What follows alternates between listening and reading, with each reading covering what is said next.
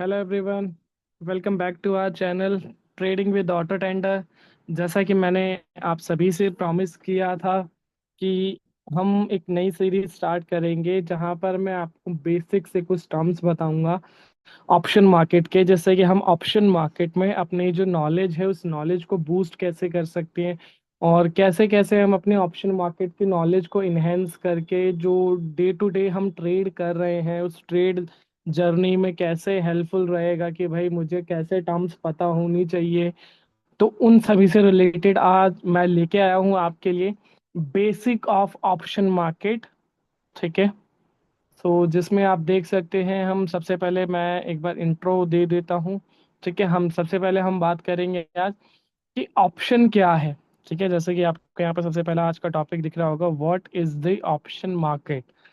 तो देखो, option market का अगर हम सिंपल सा पहले थ्योरेटिकल पढ़ लेते हैं फिर प्रैक्टिकली बात करेंगे जो लेमन लैंग्वेज में आपके लिए भी इजी रहेगा। तो देखिए, यहाँ पर हमने जो मेंशन किया है, the option market is a place where people trade option special contracts that give you the right to buy or sell a stock at a fixed price within a certain time. You don't have to buy or sell, it's your choice. That's why it is a call an option. ठीक है, that means अगर इसको हम decode करें जो normal language में आपके लिए, तो सबसे पहली चीज कि देखिए यहाँ पर क्या है कि लोग जो है वो बाय एंड सेल करते हैं स्पेशल कॉन्ट्रैक्ट्स के अंदर। ठीक है, एक फिक्स प्राइस पर जो कि लिमिटेड टाइम पीरियड के लिए कॉन्ट्रैक्ट टाइप का रहता है जो यहाँ पर मेंशन है। ठीक है, जिसका एक टाइम पीरियड रहता है जो आपने देखा भी होगा एक्चुअल में जब आप ट्रेड करते हैं, आप डी कोड में आते हैं डिटेल में थोड़ा सा एग्जांपल के थ्रू।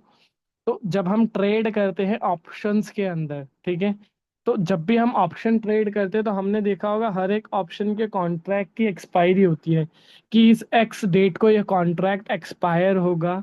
तो उसके अकॉर्डिंग उस डेट को वो कॉन्ट्रैक्ट एक्सपायर्ड होता है। तो वही सेम सिनेरियोज है यहाँ पर, वो जो सर्टेन टाइम है, क्योंकि देखो जब भी हम ऑप्शंस की बात करते हैं तो ऐसा कोई सा कॉन्ट्रैक्ट नहीं है जो एक्सपायर नहीं होता है। अब एक्सपायर देखिए दो तरीके से होते हैं, कॉन्ट्रैक्ट का जो टाइम पीरियड जब खत्म होता है तो उसे हम एक्सपायर्ड बोलते हैं। ठीक है, एक होता है वीकली ऑप्शंस, सेकंड होता है हमारे मंथली ऑप्शंस। वीकली ऑप्शंस अभी हमारे पास दो हैं, जिसमें सबसे पहला जो हाईएस्ट ट्रेडिंग वॉल्यूम वाला इंडेक्स भी है करंट, निफ्टी 50। सेकंड हम बात करेंगे सेंसेक्स की, जो हमारा ओल्डेस्ट एक्सचेंज है। तो अभी ये दो हमारे वीकली और मंथली एक्सचेंज है जिनके अंदर हम वीकली भी ट्रेड कर सकते हैं और मंथली भी ट्रेड कर सकते हैं ऑप्शन मार्केट के अंदर। इसके अपार्ट अगर हम नॉर्मल बात करें कि भाई बाकी के मंथली कौन कौन से, तो आप सभी को पता होगा बैंक निफ्टी, फिन निफ्टी, उसके बाद बैंक एक्स हो गया, मिड कैप निफ्टी हो गया, निफ्टी नेक्स्ट 50 हो गया। टोटल 7 इंडेक्सेस हैं, जिसमें से दो हमारे वीकली और मंथली ट्रेडेबल इंडेक्स हैं, पांच हमारे मंथली बेसिस पे ट्रेडिंग इंडेक्सेस हैं। ठीक है, क्लियर। अब बेसिकली होते कितने टाइप्स के हैं, तो यहाँ पर आपको क्लियरली दिख रहा होगा कि हार्डली ये दो टाइप के होते हैं, कॉल ऑप्शन, एक पुट ऑप्शन। ठीक है, give the buyer the right to buy a stock price set called a the strike price. ठीक है, सिंपलेस्ट वे में बात करें तो राइट टू बाय। ठीक है, कॉल ऑप्शन में आपको बाइंग का राइट मिलता है और पुट ऑप्शन में आपको राइट टू सेल होता है कि भाई आप वहां पे सेल कर रहे हो, आपके पास राइट है पूरा उसको बेचने का, इस तरीके से। ठीक है, आगे चलते हैं, थोड़ा सा हिस्ट्री समझते हैं कि भाई हिस्ट्री क्या है इंडियन मार्केट की, इंडियन डेरिवेटिव मार्केट की। तो यहाँ पर आप क्लियरली देख रहे होगे, आपको मेंशन मिलेगा history of the option market. Clear? The option market has been around for a long time even before modern stock market. ठीक है, अगर हम इंडिया की बात करें तो इंडिया में डेरिवेटिव ट्रेडिंग सन 2000 के अंदर आया था, जून के अंदर, जो यहाँ पर हमारा फर्स्ट पॉइंटर है।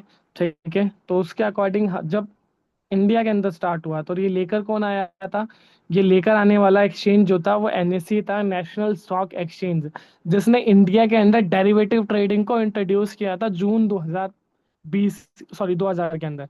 और सबसे पहले जो ये स्टार्ट भी हुआ था, सबसे पहले ट्रेड होने स्टार्ट हुए थे इंडेक्स फ्यूचर्स, ना कि हम डायरेक्ट ऑप्शंस में आए थे।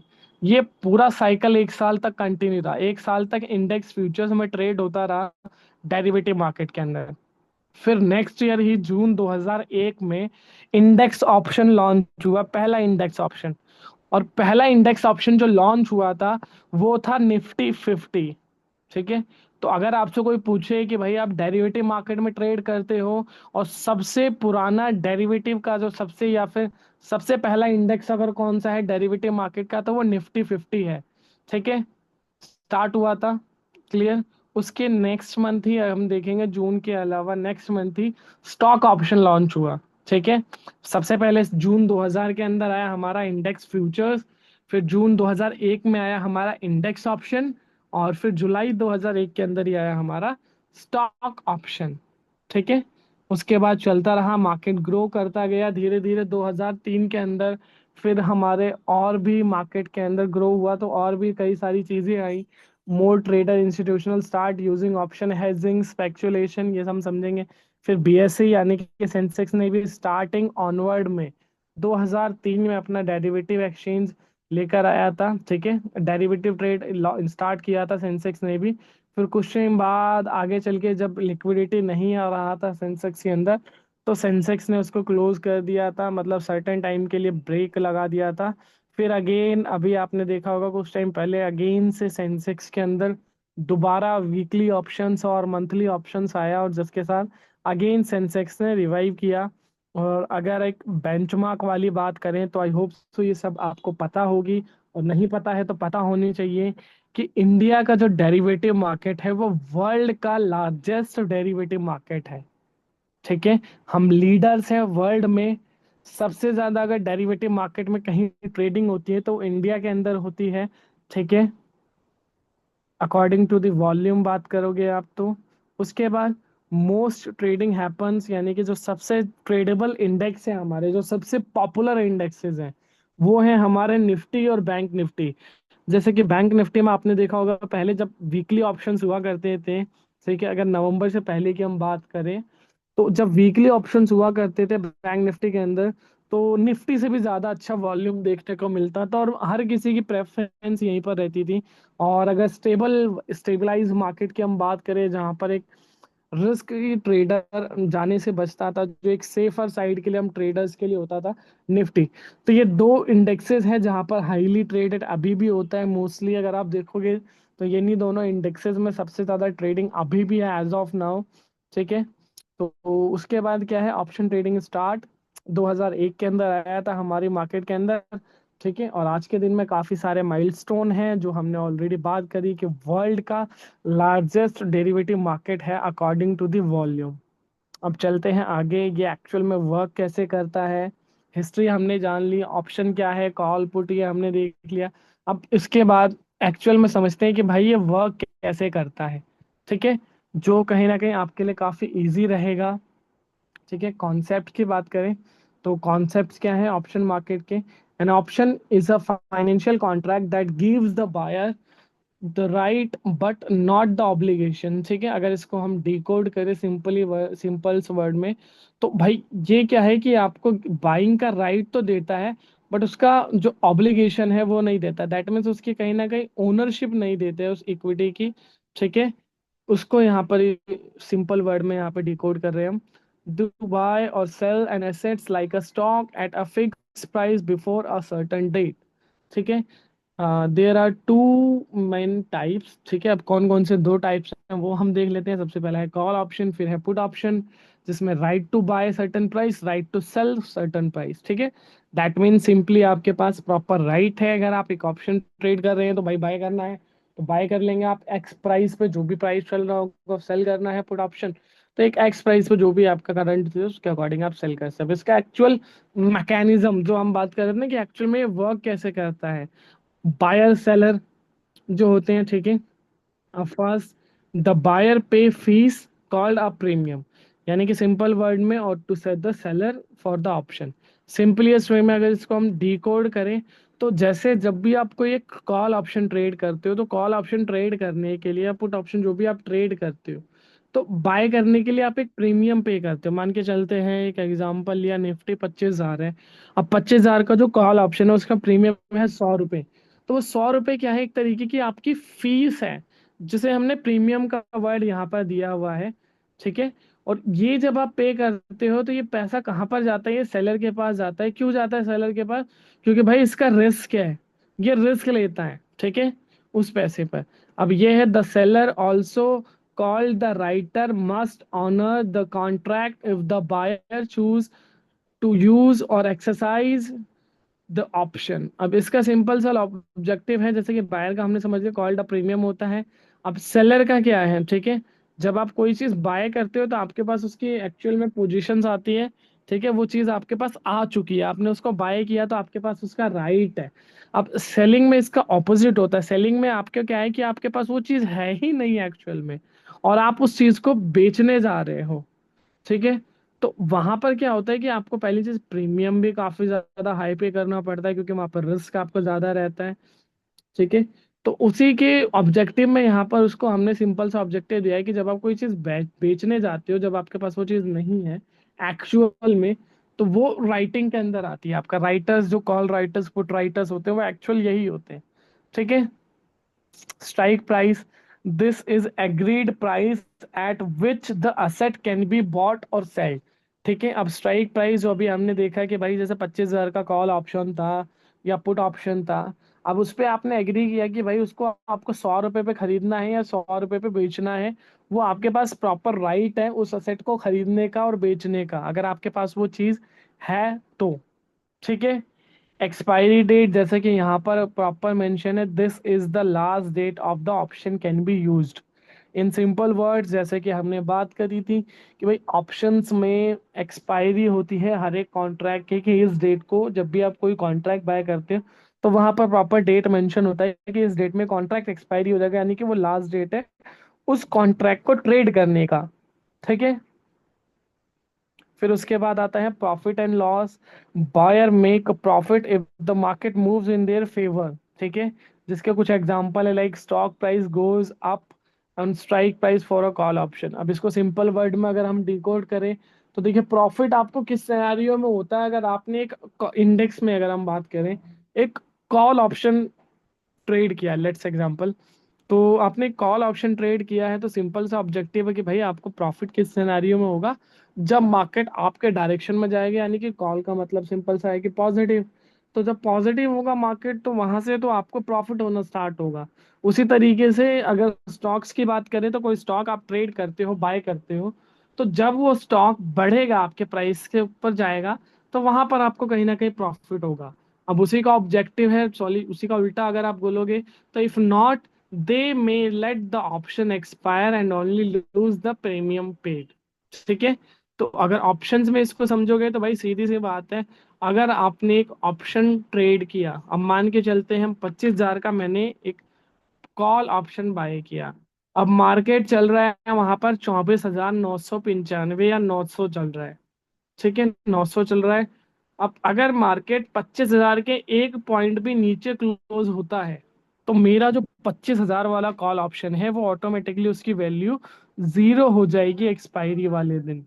रीजन, क्योंकि उसके अंदर कोई भी खुद की जो वैल्यू है, जो इंट्रिंसिक वैल्यू और जो टाइम वैल्यू होता है, उस पे बेसिकली ऑप्शंस के प्रीमियम ड्राइव होते हैं। तो वहां पर वो टाइम वैल्यू उसके अंदर कुछ भी नहीं रहता, दैट्स वाई वो अपनी प्रीमियम वैल्यू लूज कर देते हैं, और एंड ऑफ द टाइम जो हमने प्रीमियम पे किया था उस स्ट्राइक को बाय करने के लिए, वो जीरो हो जाता है, ठीक है। अब एंटिटीज क्या होते हैं या मार्केट पार्टिसिपेशन कौन कौन से हैं डेरिवेटिव के अंदर, हार्डली आपने ये तीन सुने होंगे जो डेरिवेटिव्स के टाइप्स हैं, जिसमें सबसे पहला आता है हेजर, दूसरा है स्पेक्युलेटर, तीसरा है आर्बिट्राजर, ठीक है। तो उसके अलावा भी कुछ मैंने आपके लिए कुछ पॉइंट्स हैं, जो रेगुलेटर है या क्लियरिंग कॉरपोरेशन क्या होता है, मार्केट मेकर्स कौन होते हैं, इंस्टीट्यूशनल इन्वेस्टर्स क्या होते हैं, या सारी चीज़ों को डिकोड किया है इन शॉर्ट टर्म। तो सबसे पहली चीज यहाँ पर अगर आप देखोगे, रिड्यूस रिस्क, ठीक है। अब रिस्क किसका किसका, हेजर का क्या होता है भाई, सिंपल सा ऑब्जेक्टिव होता है कि reduce risk from price moment, ठीक है। एग्जांपल के लिए यहाँ पर बहुत सारी चीजें हैं, हम एक प्रैक्टिकल एग्जांपल लेते हैं मार्केट का, ठीक है। मान के चलो मैंने रिलायंस के कुछ स्टॉक्स बाई किए हैं हैवी क्वांटिटी में, मान लो मैंने रिलायंस बाई किया 1,000 स्टॉक, ठीक है। अब मैंने 1,000 स्टॉक बाय कर लिए, तो अभी मेरे पास क्या है सिनेरियो, मेरे पास दोनों है। अगर मैंने स्टॉक्स बाय किए हैं, तो सीधी सी बात है, मेरा ऑब्जेक्टिव क्या होगा कि वहां से वो बढ़ेगा तब मुझे प्रॉफिट होगा, ठीक है। अब वहां पर क्या होता है कि भाई, बट मैं गलत भी हो सकता हूँ, और अगर मैं गलत हुआ तो वहां पे मुझे लॉस हो जाएगा, क्योंकि मेरे से ऑपोजिट चला जाएगा मार्केट, और मेरा काफी अच्छा कैपिटल यहाँ पर लगाया हुआ है। तो उस रिस्क को मिनिमाइज करने के लिए, उस रिस्क को रिड्यूस करने के लिए हम हेज करते हैं। अब किस तरीके से हेज कर सकते हैं? अब मैंने रिलायंस के स्टॉक्स तो बाई किए हुए हैं। अब यहाँ पर मैं क्या करूंगा, एक सर्टन अमाउंट का, जो मैंने रिलायंस का स्टॉक बाय किया हुआ एक एक्स ऑफ अमाउंट का, कि हाँ इतना मेरा रिस्क हो गया, मान के चलो मैंने 1,000 स्टॉक्स में इन्वेस्ट किए, let's take an example 10 lakh रुपए। ठीक है। अब 10 लाख का मैंने यहाँ पर सिंपल सा ऑब्जेक्टिव निकाल दिया कि भाई मेरे को तो उतना रिस्क तो मैं ले नहीं सकता। तो मैंने 1 से 2% यानी कि 10,000 से 20,000 रुपए तक का 1 से 2% का मैं रिस्क ले सकता हूँ। तो मैंने क्या किया, 1 से 2% का क्योंकि रिस्क है, तो 10 लाख का 1 से 2% मैंने निकाला, भाई इतना होता है। तो उसके अकॉर्डिंग मैंने क्या किया, मैंने सिंपल वर्ड में ये किया कि भाई अब मैंने 10 से 20 हजार के अंदर अंदर में जो उसका स्टॉक ऑप्शन आता है रिलायंस का ही, उसका मैंने पुट ऑप्शन बाय कर लिया। अब मैंने अपनी पोजीशंस को कवर कर लिया, ठीक है। क्योंकि मैंने एक तरफ 10 लाख रुपए लगा रखे हैं स्टॉक्स के अंदर, तो अगर मेरा वहां से रिलायंस का स्टॉक गिरता है, ठीक है, तो मुझे तो लॉस होगा। तो उस लॉस को रिकवर करने के लिए और उस लॉस को कम करने के लिए, क्योंकि लॉस तो हो गई, उस लॉस को कम करने के लिए मैंने अपनी कैपिटल का 1 से 2% में पुट ऑप्शन ट्रेड कर लिया। तो इससे क्या होगा कि अगर मान लो एक सर्टन अमाउंट पर मेरा स्टॉक गिरने लगता है, मेरी बाइंग प्राइस से नीचे आता है, तो मेरा जो पुट ऑप्शन है, जो मैंने उसके ऑप्शंस बाय किए थे अपनी पोजीशंस को हेज करने के लिए, वो कहीं ना कहीं मुझे एक सर्टन प्रॉफिट देगा, जिससे कि जो मेरे जो लॉसेस के सिनेरियोज हैं या वो थोड़े से कम हो जाएंगे, यानी कि रिड्यूस हो जाएंगे। अगर मेरे डायरेक्शन में जाएगा ट्रेड, तो जो मैंने हैवी क्वांटिटी बाय किया है वहां से तो मुझे एक एक्स ऑफ अमाउंट का अच्छा खासा प्रॉफिट देखने को मिलेगा, ठीक है। और वहां पे मुझे जो मैंने रिस्क लिया था 1 से 2% का, वो मुझे लॉस देगा कहीं ना कहीं। तो उस सिनेरियोज को हम सिंपलेस्ट वे में हेजर कहते हैं, कि जब हम अपनी पोजीशंस को, रिस्क को रिड्यूस करने के लिए इस तरीके के ट्रेड लेते हैं, तो वह हेजिंग के अंदर आती हैं। ठीक है। उसके बाद आता है स्पेक्युलेटर। अब इसमें क्या होता है, try to profit from the market price momentum. ठीक है। अब इस सिनेरियो में क्या होता है, इस सिनेरियो को बहुत सारे लोग अलग अलग डायरेक्शनल से भी देखते हैं। जैसा कि अगर मैं बात करूँ, तो जब भी आप ट्रेड करते हो, देखो नेकेड ऑप्शन आपने सुना होगा मार्केट के अंदर, वो इसके अंदर एक तरीके से उसको काइंड ऑफ बोल सकते हो आप, जिसमें आप एक मोमेंटम को ट्रेड करने जा रहे हो। आपने देखा मार्केट सिनेरियो बुलिश है, अब यहाँ से मार्केट बुलिश हो सकता है। तो ऐसी सिनेरियोज में क्या रहता है कि भाई आपका जो रिस्क है वो भी हाइयर रहता है, और रिवॉर्ड भी हाइयर रहता है। क्यों? क्योंकि जिस डायरेक्शन को आपने प्रिडिक्ट किया, ठीक है, अगर मार्केट आपकी प्राइस के अकॉर्डिंग मूव करता है, आपकी डायरेक्शन भी मूव करता है, तब तो आपको एक अच्छा खासा प्रॉफिट देखने को मिलेगा। अगर आपकी डायरेक्शन से ऑपोजिट जाते हैं, तो वहां पर फिर आपको हाइयर रिस्क की कैटेगरी में, यानी कि जो प्रीमियम आपने पे किया था वो आपको लूज करना पड़ सकता है। ठीक है। तो यहाँ पर क्या है कि इसलिए रिस्क हाई रहता है और रिवॉर्ड भी हाई रहता है, क्योंकि आप एक डायरेक्शन प्ले करने जा रहे हो, कि भाई एक सिंगल डायरेक्शन में आपने प्ले किया। अब आर्बिट्राइजर क्या होता है, इनका सिंपल सा होता है, ये प्राइस डिफरेंस के बीच में ट्रेड करते हैं, और इनका रिस्क फ्री प्रॉफिट रहता है, ठीक है। बट उसके लिए बहुत अच्छे अच्छे प्लेटफॉर्म्स होने चाहिए आपके पास। ये हायर जो मेजर है इंस्टीट्यूशनल्स वगैरह, जो ब्रोकरेज फर्म्स है बड़ी बड़ी, वो करती हैं। इसमें सिंपलेस्ट वे में वो ये करते हैं, यहाँ पर कोई भी एक स्टॉक, ठीक है, बाय करते हैं। जैसे कि हम एग्जांपल रिलायंस की हम बात कर रहे थे, तो रिलायंस की बात कर लेते हैं कि भाई रिलायंस, अब देखिए हमारे पास अभी करंटली दो एक्सचेंजेस है, ठीक है। आई होप सो आपको पता होगा, सबसे पहला एक्सचेंज है एनएससी, ठीक है, और दूसरा है बीएससी, ठीक है। तो जो आर्बिट्राजर्स होते हैं वो क्या करते हैं, मान के चलो एक स्टॉक है रिलायंस, आपने देखा होगा दोनों ही एक्सचेंजेस पे स्टॉक्स के प्राइस अलग अलग होते हैं कई बार। तो वो बेसिकली क्या करते हैं, यहाँ से बाय करके फिक्शन ऑफ सेकंड पे यहाँ पर सेल करते हैं, या यहाँ से बाय करके फिक्शन ऑफ सेकंड में यहाँ सेल करते हैं। अब इसके लिए सबसे पहली चीज तो उनके पास काफी अच्छा प्लेटफॉर्म होना चाहिए, जिसके बेसिस पर वो ट्रेड कर पाएंगे।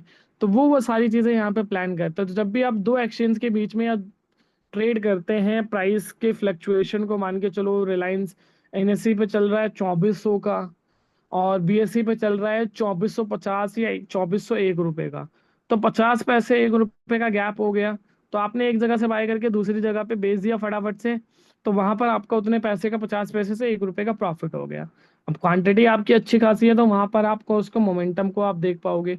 अब इंस्टीट्यूशनल इन्वेस्टर्स क्या होते हैं, ये जो म्यूचुअल फंड्स होते हैं, जो कि आज हमारी भी आप देखोगे हमारी मार्केट के सिनेरियोज के अकॉर्डिंग, ठीक है, इतनी ज्यादा मार्केट हमारी गिर रही है, बट उस सिनेरियो में भी जो हमारे खुद के जो इन्वेस्टर हैं, इंस्टीट्यूशनल इन्वेस्टर्स में जो डीआईआई है, डोमेस्टिक इंस्टीट्यूशनल इन्वेस्टर्स, ये कंटिन्यूअसली अभी भी मार्केट में अपना फंड लगा रहे हैं। उसमें आप सबका हम सबका ही पैसा है, एमएफ का जो आप एसआईपीज करते हैं या जो आप लमसम बाय करते हैं म्यूचुअल फंड्स वगैरह, तो वो सारा का सारा पैसा कहाँ आता है, यहीं आता है। इंश्योरेंस कंपनीज, अब ये भी कुछ ना कुछ अपना जो पैसा है, क्योंकि जब आप बाय करते हो तो कहीं ना कहीं इंश्योरेंस कंपनीज भी आपको रिटर्न्स देती है, तो वो रिटर्न्स कहाँ से देती है, वो भी आपके पैसे को मल्टीपल जगह पे डाइवर्सिफाइड करती है, जिसके बेसिस पे वो रिटर्न बना के कहीं ना कहीं आपको रिटर्न्स बना के देते हैं। तो उसमें से कुछ सर्टन ऑफ अमाउंट वो भी यहाँ पर इन्वेस्ट करते हैं अपना। ठीक है, एफआईआई जो कि डेरिवेटिव में हमने अभी बात कर ही ली कि कैसे कैसे हेज कर सकते हैं। ठीक है, अब मार्केट मेकर, ठीक है, इनका मेजर इंपॉर्टेंट क्या होता है कि भाई ये मार्केट में अगर आप डेरिवेटिव में ट्रेडिंग कर रहे हैं, तो इसके अंदर जो सबसे इम्पोर्टेंट मार्केट मेकर्स का गेम होता है, ये लिक्विडिटी प्रोवाइड कराते हैं। क्योंकि देखो जब भी आप ऑप्शंस जैसी एंटिटी के अंदर ट्रेड करते हो, तो ऑप्शन क्या है कि एक अपने ही अलग लेवल पर रिस्क होता है ऑप्शंस के अंदर। तो वहां पर आपके पास लिक्विडिटी होना बहुत जरूरी होता है, क्योंकि अगर वहां पर लिक्विडिटी नहीं मिलेगा आपको, तो आप कहीं ना कहीं वैल्यू लूज करोगे। ठीक है, मान के चलो आपने कोई चीज 100 रुपए की बाई कर ली, ठीक है, अब वो चीज 200 हो गई, 250 हो गई। अब 250 तो हो गया, आपको 150 पॉइंट का प्रॉफिट तो हो गया, बट अगर आप 250 पे उस प्राइस को बेच ही नहीं पाओगे, तो किस फायदे का वो 150 रुपए का प्रॉफिट है आपका। तो दैट्स वाई इंपॉर्टेंट होता है मार्केट के अंदर लिक्विडिटी का। तो वहाँ ये जो लिक्विडिटी का कंसर्न रहता है, वो मार्केट मेकर्स वहां पर आते हैं। फिर क्लियरिंग कॉरपोरेशन, ठीक है, जो आपकी ट्रेड को सेटल करते हैं, जिससे कि पता चलता है एक्चुअल में। मान के चलो अभी तो आपने एक ट्रेड किया, ठीक है, आपने एक कॉल ऑप्शन बाय किया 100 रुपए का, उसको 150 रुपए पे बेच दिया, बीच का आपका 50 रुपए का प्रॉफिट हो गया। तो अब जो आपका 50 रुपए का प्रॉफिट होता है वो तो किसी ना किसी को उसका लॉस हुआ होगा।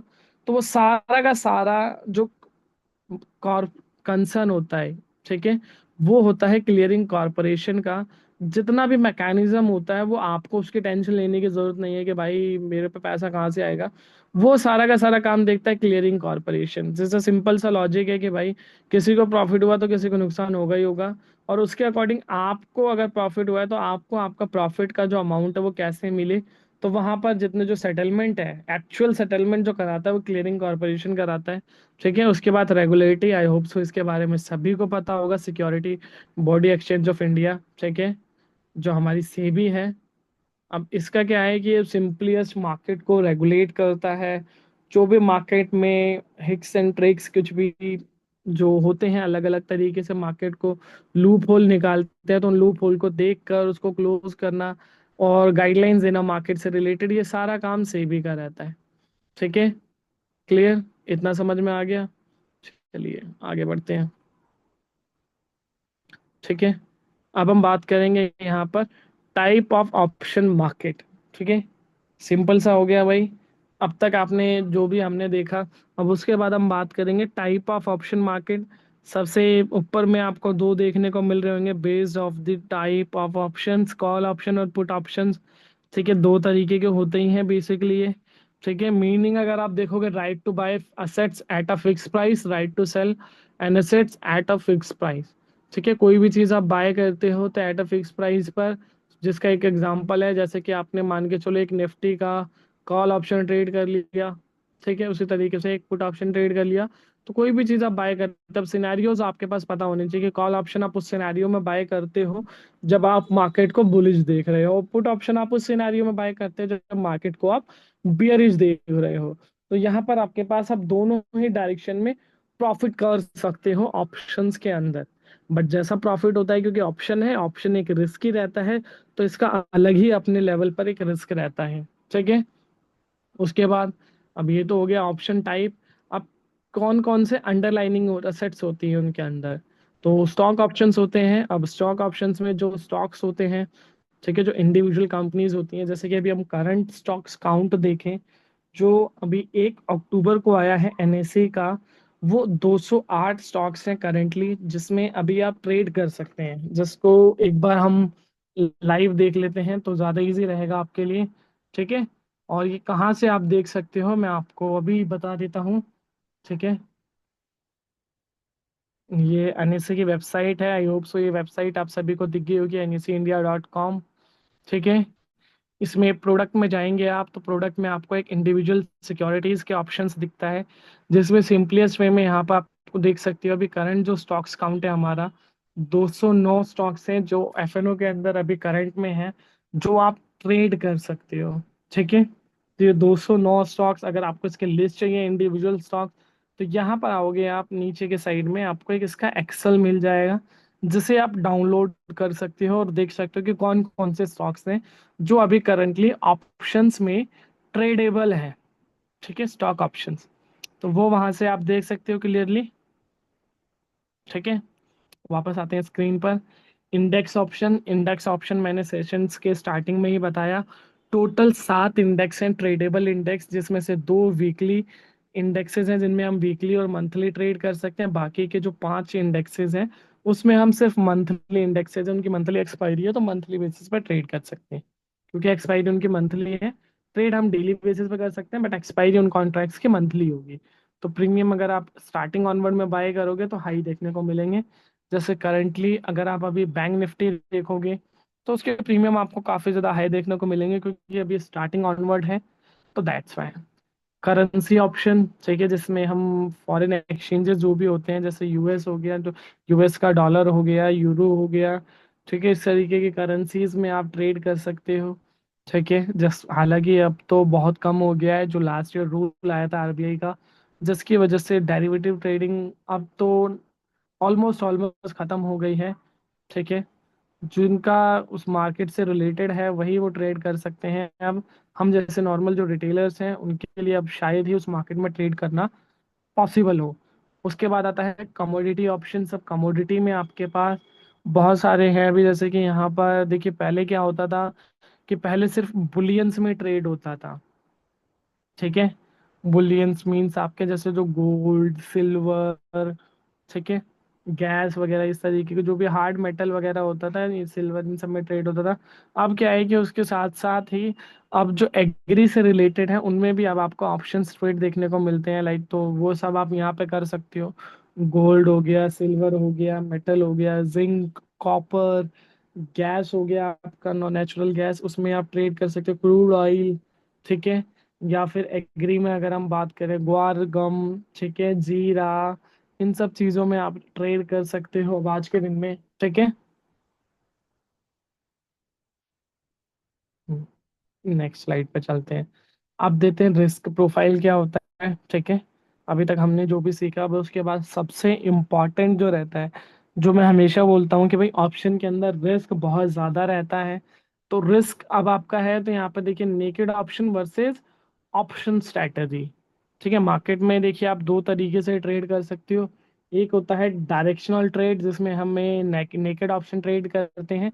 अब जब भी आप नेकेड ऑप्शन ट्रेड करते हो, क्लियर, तो नेकेड ऑप्शन में क्या रहता है कि भाई नेकेड ऑप्शन में आपका रिस्क जो रहता है, अगर डेफिनेशन की बात करें, selling writing option without owning the underlining assets to protective positions. ठीक है, अब यहाँ पर क्या रहता है कि भाई आपका जो रिस्क है, रिस्क बहुत ज़्यादा हाई रहता है। अगर आप कोई भी चीज़ बाय कर रहे हो या सेल कर रहे हो, तो आपने उसके ऑपोजिशन में कोई भी चीज़ बाय नहीं किया है, तो वहाँ पे आपका रिस्क बहुत ज़्यादा रहता है, क्योंकि आप एक डायरेक्शन में गए, अगर आपके डायरेक्शन में हुआ मार्केट तो आप प्रॉफिट करोगे, अगर आपके डायरेक्शन में नहीं हुआ मार्केट तो आप लूज करोगे। ठीक है, तो ये है कि इसका ये सिंपल सा, कब आपको यूज करना चाहिए नेकेड ऑप्शन, जब आप एक्सपीरियंस ट्रेडर हो विद हायर रिस्क टॉलरेंस। ठीक है, betting on a minimum price movement. ठीक है, सिंपल सा वर्ड है आपके, या तो आप एक्सपीरियंस ट्रेडर हो, या तो आपके पास प्राइस मोमेंटम का आपका प्रॉपर नॉलेज हो, या एक एडिशनल चीज जो हम डेली बेसिस पे बात करते हैं, जिस टूल की, रिसर्च टूल, ऑटो रेंडर, वहां पे आप उसकी भी हेल्प ले सकते हो। ठीक है, अब स्ट्रैटेजी बेस्ड ऑप्शन। अब स्ट्रैटेजी बेस्ड में क्या होता है कि भाई आपका risk as compare to naked थोड़ा सा मिनिमाइज हो जाता है, क्योंकि और नेकेड में क्या होता है, अगर आपने ट्रेड किया तो आपकी प्रोबेबिलिटी सीधा 50-50 की रहती है। आपने ट्रेड किया, 50% चांसेस आपके प्रॉफिट होने के, और 50% चांसेस है आपके लॉस होने के, अगर आपके डायरेक्शन के मार्केट, सॉरी 1/3, और ज़्यादा सिंपल कर देते हैं। आपने मान के चलो कॉल ऑप्शन ट्रेड किया नेकेड, अगर मार्केट आपके डायरेक्शन में है तो आप प्रॉफिट बनाओगे, अगर मार्केट आपके डायरेक्शन के ऑपोजिट है तो आप लूज करोगे वहां पर। अगर मार्केट जहां पर आपने बाय किया वहीं घूमता रहता है, साइडवेज रहता है और एक्सपायरी के पास आ जाता है, तो उस कंडीशन में भी आप वैल्यू लूज करोगे। तो यानी कि आप नेकेड ऑप्शन में 1/3 होता है आपके पास जो आपकी विनिंग प्रोबेबिलिटी होती है। अब स्ट्रैटेजी में क्या होता है कि आपके पास इसको आप 2/3 बोल सकते हो ऑलमोस्ट, क्योंकि यहाँ पर आप अपनी पोजीशंस को कवर्ड कर सकते हो। ठीक है, किस तरीके से कवर्ड कर सकते हो, हेज करके कवर कर सकते हो। जैसे कि हमने अभी एक स्ट्रैटेजी के बारे में बात करी थी ना, कि जब हम हेज करते हैं हेजर, तो वो हेजिंग इसी के अंदर आती है basically.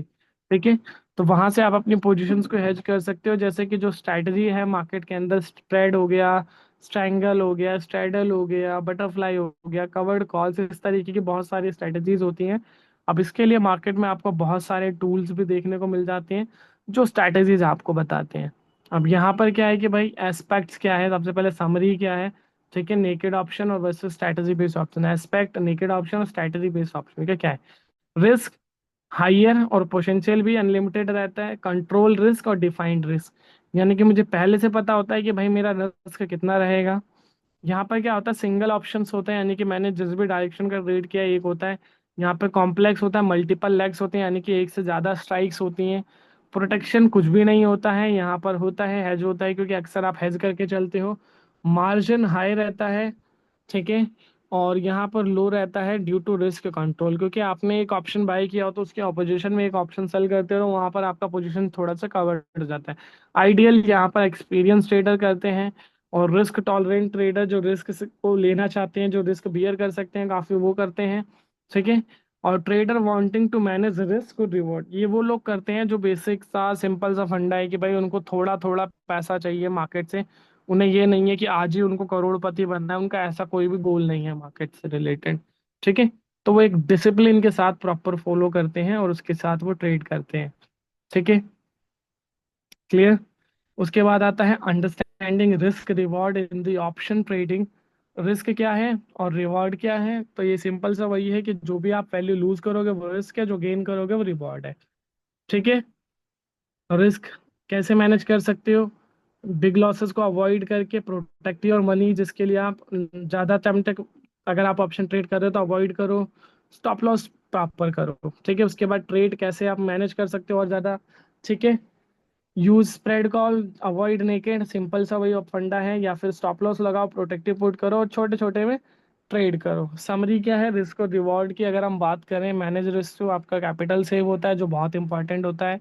Choose strategy to fit your goal and comfort level.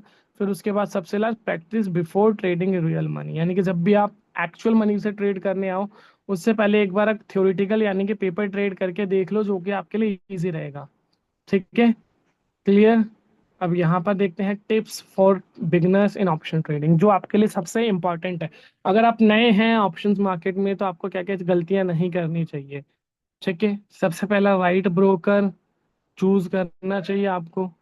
तो राइट ब्रोकर से रिलेटेड आपको अभी दो ब्रोकर मिल जाएंगे मेरे डिस्क्रिप्शन के लिंक में, एक हमारा एसएमसी ग्लोबल है, उसके अपार्ट एक नेक्स्ट ब्रोकर का भी आपको लिंक मिल जाएगा, तो वहां से आप उनका अकाउंट ओपन करना चाहते हैं अगर अपनी प्रेफरेंस के अकॉर्डिंग तो ओपन कर सकते हैं। ठीक है, पेपर ट्रेड करके देखें, लो ब्रोकरेज वाली फीस लें, और स्ट्रॉन्ग एजुकेशनल टूल। तो एसएमसी ग्लोबल का जो हमारा ट्रेडिंग अकाउंट है उसमें आपको पता ही है लर्निंग वेबिनार्स मिलते हैं, तो वो आपके लिए कहीं ना कहीं यूजफुल रहेगा। ठीक है, पेपर ट्रेडिंग जब आप करोगे तो एक्चुअल वहां पर स्ट्रैटेजी को देखो, जिसके लिए बहुत सारे आपको टूल्स मिल जाते हैं आज के टाइम पर, और बहुत सारी मार्केट के अंदर स्ट्रैटेजियां हैं जहां पर आप देखो, उसके बाद गोल सेट करो कि एटलीस्ट इतना करना है, उसके बाद आ पाओ। और जब भी आप ऑप्शन स्ट्रैटेजी सीखते हो तो सीधा आप मल्टीपल स्ट्रैटेजीज पे मत जाओ। लाइक जैसे मैंने एग्जांपल दिया है ना, don't jump into iron contest and butterfly strategy immediately, simple, यानी कि सिंपल स्ट्रैटेजी पहले पकड़ो। ठीक है, जिसके अकॉर्डिंग यहाँ पे मैंने कुछ एग्जांपल्स दिए हुए हैं, जैसे बाइंग कॉल्स, बाइंग पुट या कैश या कवर्ड कॉल्स, किस तरीके से उनको चूज करो। ठीक है। फिर उसके बाद रिस्क मैनेजमेंट में आप मास्टर कैसे हो सकते हो कि भाई मैक्सिमम जब आप रिस्क लो, अपनी कैपिटल का 1 से 2% का रिस्क लो, उससे ज़्यादा रिस्क मत लो। अगर आपके कैपिटल कम है, हार्डली अगर आप 50,000 से कम के कैपिटल वाले हो तो भी आप ज़्यादा से ज़्यादा भाई 5% का रिस्क लो, उससे ज़्यादा रिस्क मत ही लो। ठीक है। और प्रॉपर स्टॉप लॉस जरूर लगा के चलो, टारगेट जरूर लगा के चलो, डिसिप्लिन को फॉलो करो। आप कभी कभार अपना स्टॉप लॉस कभी स्किप नहीं कर सकते हैं, प्रॉफिट के लिए आप स्टॉप लॉस के अलावा टारगेट फिर भी स्किप कर सकते हो, बट स्टॉप लॉस कभी भी स्किप नहीं करो, क्योंकि स्टॉप लॉस जब भी आप स्किप करोगे तो आप अपनी कैपिटल हमेशा लूज करोगे, जीरो करोगे। तो दैट्स वाई इंपॉर्टेंट होता है कि रिस्क मैनेजमेंट। ठीक है। फिर आता है अंडरस्टैंड टू द ग्रीक्स। अब ग्रीक्स क्या होते हैं आपके, जैसे कि डेल्टा, थीटा, गामा, वेगा, उसके बाद आईवी, ये कुछ तरीके के ग्रीक्स होते हैं, ये समझने आपको बहुत जरूरी है। नेक्स्ट वीक इस पे प्रॉपर एक वीडियो मैं आपको बना कर दूंगा, जिसमें हम प्रॉपर ऑप्शंस ग्रीक्स के बारे में हम बात करेंगे, समझेंगे ऑप्शंस ग्रीक्स क्या होते हैं, क्योंकि ये को रिलेट करते हैं हमारे ऑप्शंस के प्रीमियम से, जो भी हम call option put option buy करते हैं, तो वो चीज़। फिर आता है हैव अ ट्रेडिंग प्लान। ठीक है।